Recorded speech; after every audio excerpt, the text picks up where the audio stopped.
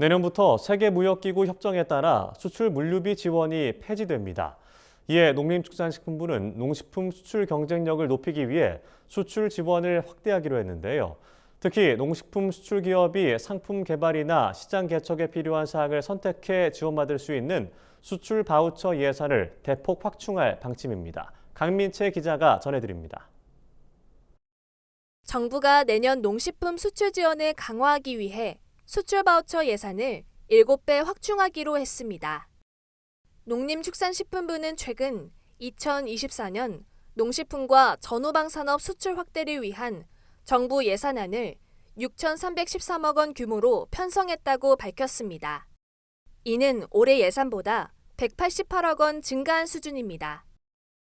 농식품부는 이를 활용해 신선 농산물의 품질 경쟁력 강화 차원에서 수출 전문 조직 육성, 국내외 저온 유통체계 구축 지원을 추진할 계획입니다.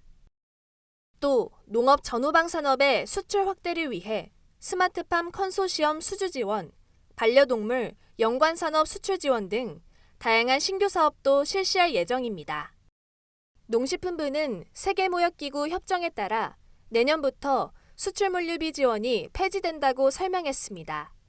이에 정부 차원에서 수출 지원을 한층 강화한다는 방침입니다.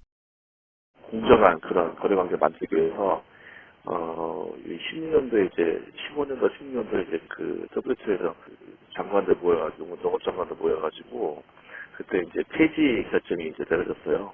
그래서 23년 3년도까지만 이제 모두 이제 다 폐지하는 걸로 결정이 되면서 24년부터는 이제 물류비 지원이 이제 없어지게 되는 거죠.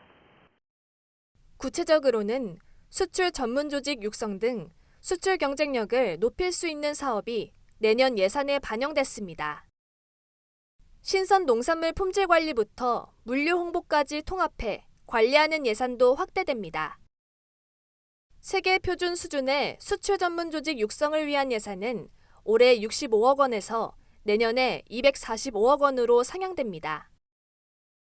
농식품부는 농식품 수출 기업이 홍보, 상품 개발, 시장 개척 시 필요한 사항을 지원받을 수 있는 농식품 수출 바우처 예산을 확대한다고 밝혔습니다.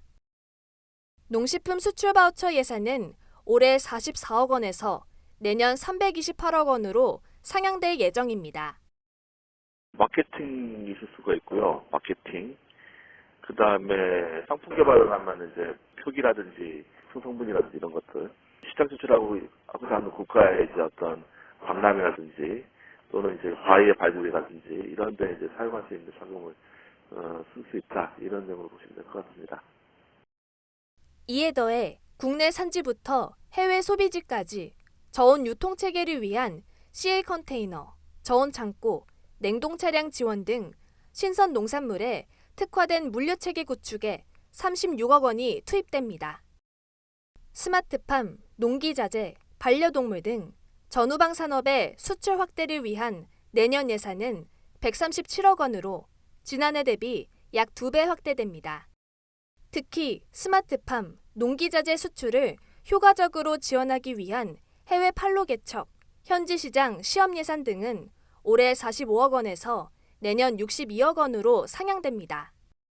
스마트팜 컨소시엄 해외 사업 수주 지원 예산 4억 원도 반영될 예정입니다. 이 밖에도 해외 반려동물 시장 조사, 반려동물 연관산업 수출 박람회, 수출용 제품 연구 개발 등 반려동물 연관산업의 해외 수출 산업화를 위한 예산 19억 원도 신규 반영했습니다. 농식품부는 수출 물류비 폐지에도 2024년도 농식품과 농업 전후방 산업의 수출 지원 예산을 올해보다 3.1% 증액 편성했다고 밝혔습니다. 그러면서 수출은 농식품 소비 시장 확대와 농가 소득 향상 등 국가 경제 성장에 크게 기여하는 만큼 농식품 수출 확대에 노력하겠다고 덧붙였습니다. MBS 강민채입니다.